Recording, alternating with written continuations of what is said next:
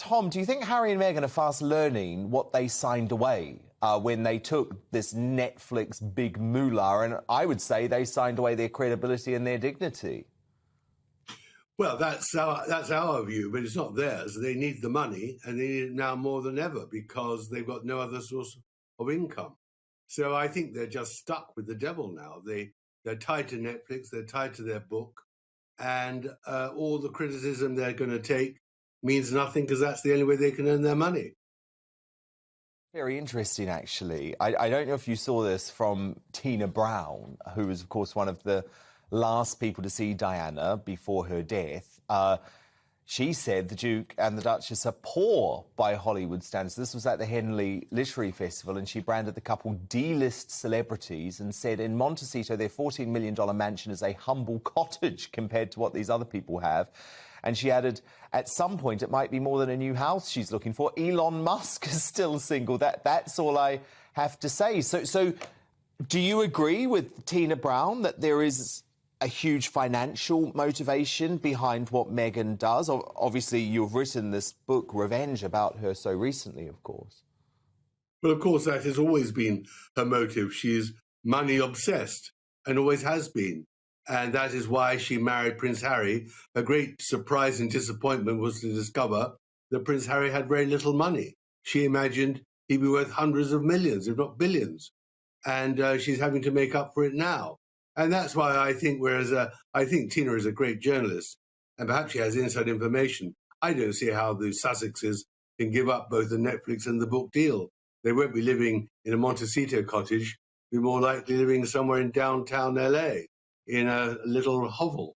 That's their problem. They're stuck now. But, you know, the truth is about them that the only way I can conceive of Harry getting out of it now is if Charles would bail him out. Somehow he'd have to pay off Netflix, he'd have to pay off Random House's publishers. It would cost millions of dollars or pounds.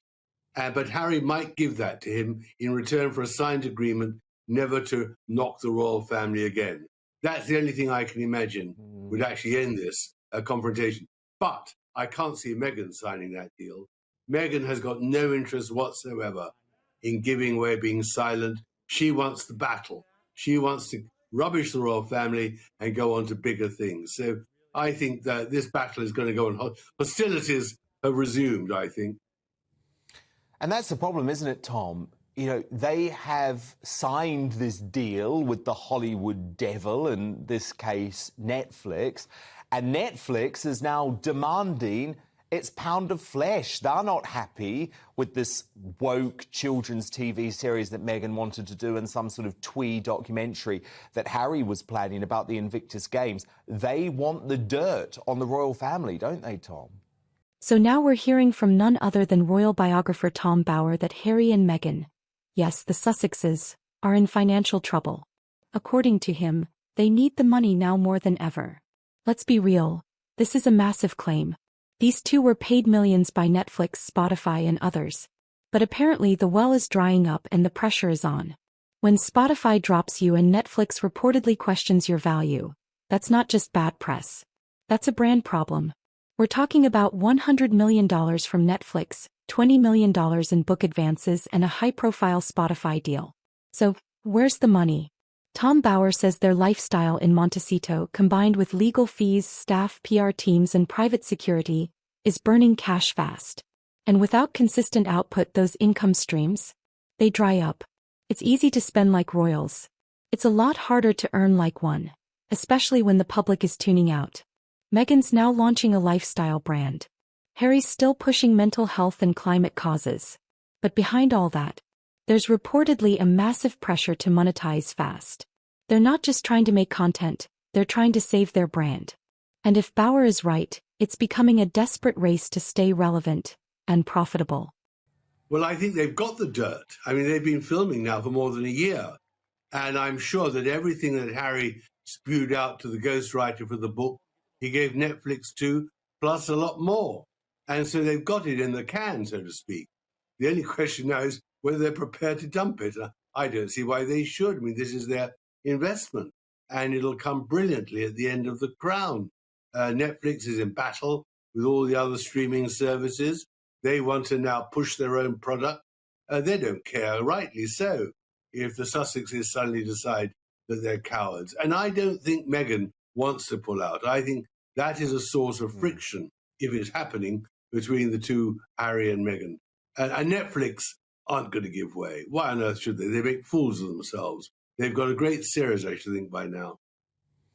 But Tom, can't we finally now just accept that Harry is the ultimate Hollywood hypocrite? Because you know what he's like about any other media organisation that writes the tiniest thing against him or Meghan or his mother, his late mother, that he's not happy about. Well, I'm sorry, Netflix are actually focusing the entire next series of The Crown on the breakdown in the marriage between Diana and Charles. There's actually an entire episode which recreates part of the Panorama interview between Diana and Martin Bashir that Prince William has worked so hard to get the BBC to consign to history.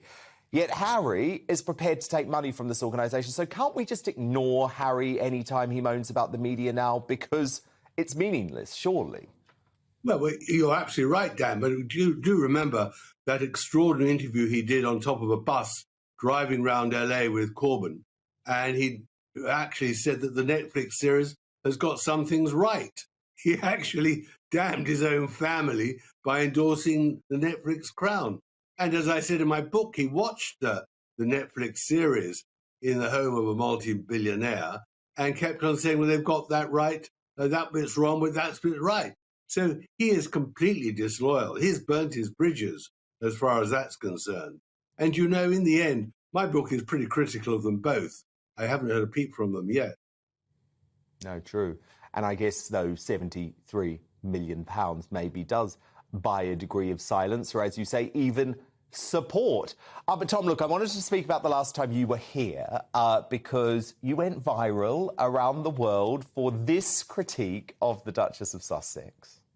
Emotional back, Dan? I mean, when she allegedly touched a tear, or was it an act of a Hollywood actress thinking I better do a gesture to suggest a tear? The only person that Meghan, I think, at the moment is crying for is for herself, certainly not for the Queen. Tom, that was obviously in reference to the fact that she had seemingly shed a tear at the Queen's funeral. But I just wonder if you feel vindicated for those comments now, after this video has now been unearthed. And there it is, Tom. The tear was coming from her left eye. What great researchers you've got, Dan. I mean, the point about Meghan is she's a wonderful delisted actress. She knows exactly when to turn it on. And I didn't believe a gesture she made there. And her smile and her somber looks, it was all for the cameras. She's gone back to Montecito, prepared for war. And it's going to be a very bloody autumn, winter, and spring too, as far as she's concerned. She needs the money. She needs the fame. She's looking to the future, and the people in the past, they're always, in the Meghan's world, damned and buried. That's the way she works. As Bauer puts it, the demand is no longer there like it was in 2020. Their moment is fading, and the money is fading with it. Let's not forget, a huge part of their original appeal was the royal drama. The truth bombs. But you can only sell that once. Now, people want results, not rants. Bauer argues that they bet everything on being outsiders, but it's a gamble that may not be paying off anymore. Their approval is plummeting. Their value as public figures is fading. Now, they may be out of cash and out of cards. So here's the real question. Can Harry and Meghan bounce back? Or is this the beginning of the end for the Sussex media empire? Bauer might sound harsh, but when he says they need the money now more than ever, he might just be pulling back the curtain on a financial crisis hiding in plain sight. That's it for today's breakdown. Do you think Harry and Meghan are actually in financial trouble? Or is Tom Bauer just stirring the pot? Drop your thoughts in the comments, hit like and subscribe for more unfiltered royal truth.